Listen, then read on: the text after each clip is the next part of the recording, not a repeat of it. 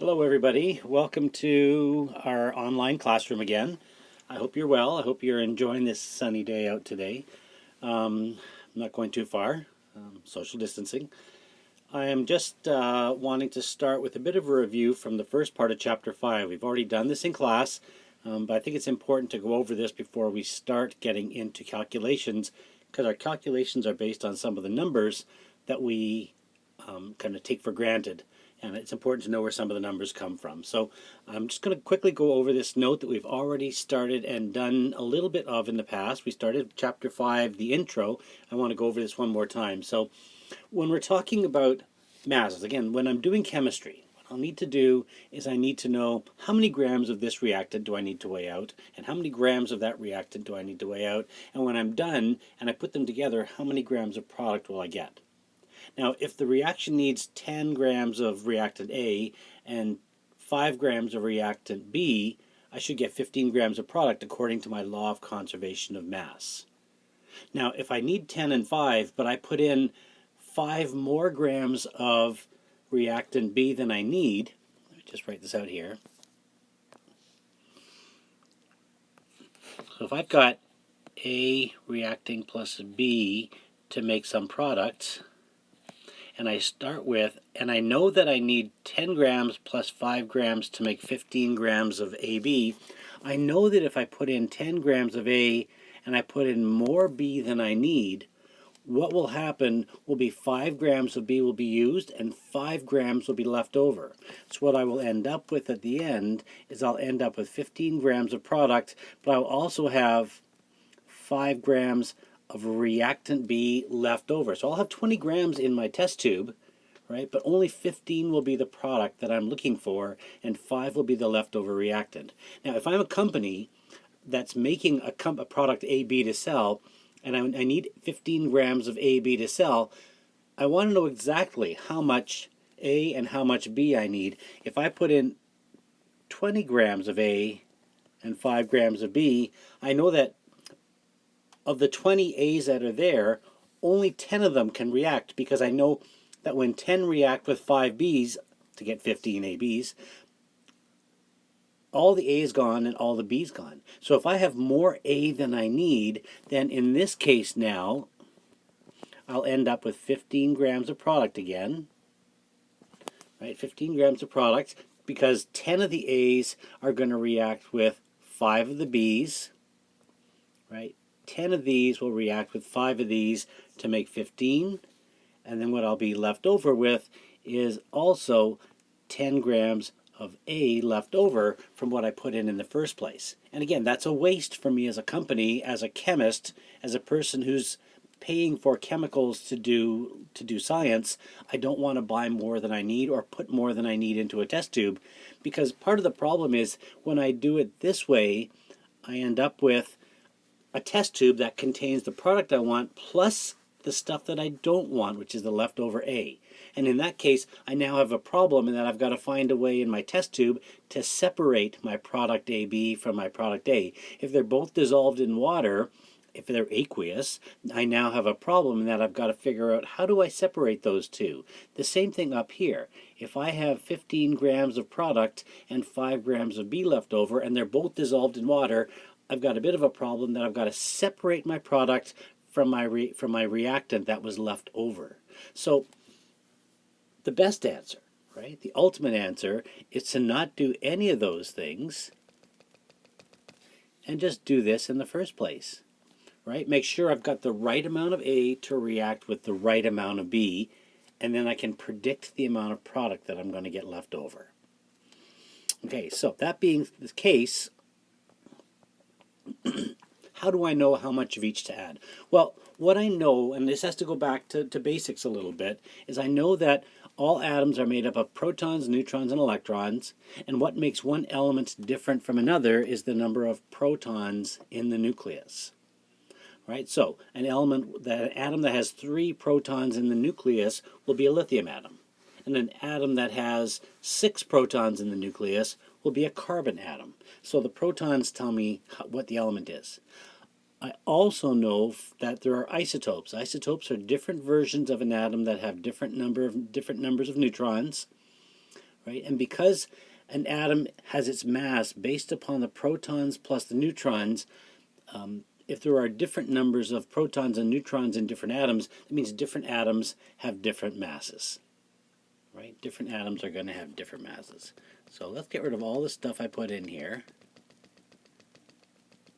And let's just say that the most important part of all of this here is that atoms do not have the same mass.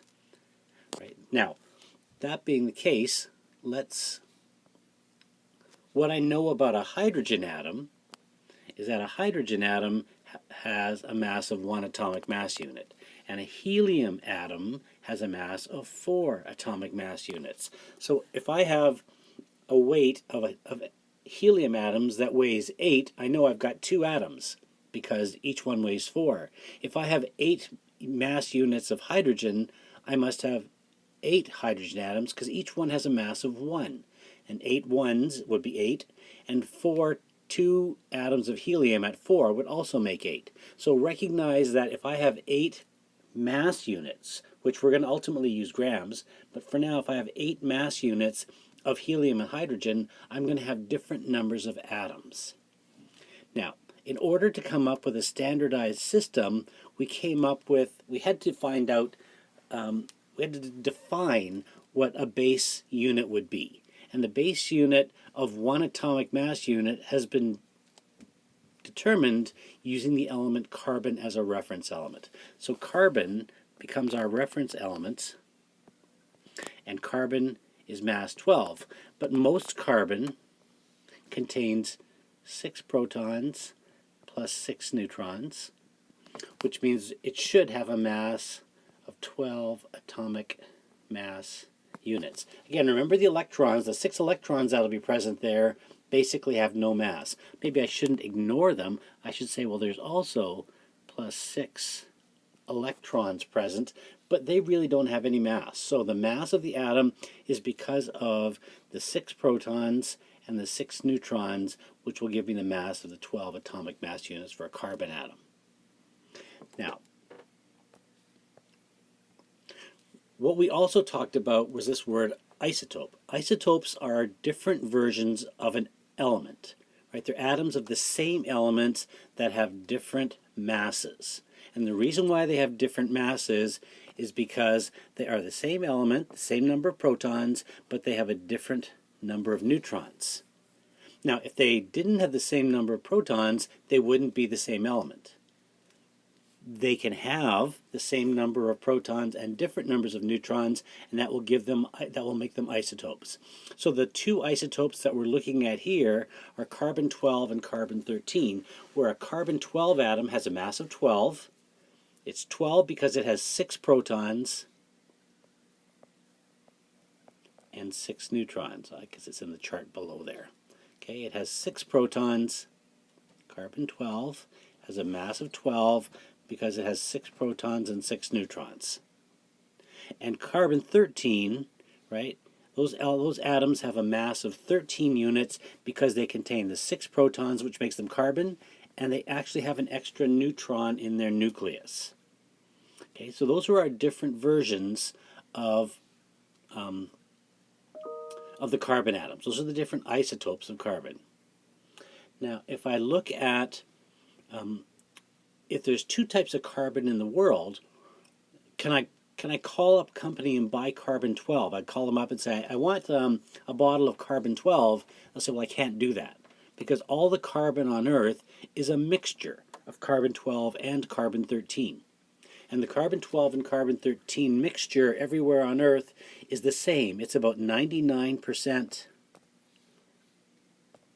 It's about 99% carbon-12 and 1% carbon-13, right? So when I look at the fact that I'm taking a chunk of carbon now that is 99% carbon-12 and 1% carbon-13, if I say what is the average mass of all the atoms that are in that chunk, it's actually because there's so much carbon-12 and just a trace of carbon-13, the average mass of the atoms in that chunk turns out to be 12.01 atomic mass units.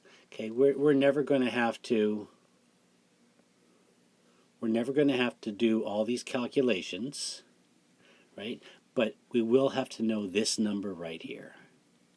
It happens to be the number that's on the periodic table. So when you look at your periodic table and you look at the mass of carbon on your periodic table, it will tell you, oh, carbon weighs 12.01. Well, there are no 12.01 atoms on Earth, but in any chunk of carbon, the average mass of the atoms that are in there are 12.01, which means most of them are 12, and a small number of them are 13, which brings up the mass. Again, remember the example that I used in class that said if all of you got 100 on the test and I got 50, right? I'm the one student that got a 50, the class average would probably be about 98, right? Because when I take all of your numbers, 100, 100, 100, 100, 100, and add my 50 to it, and then divide it by the size of the class, because most of you got 100, the class average would be very close to 100, right?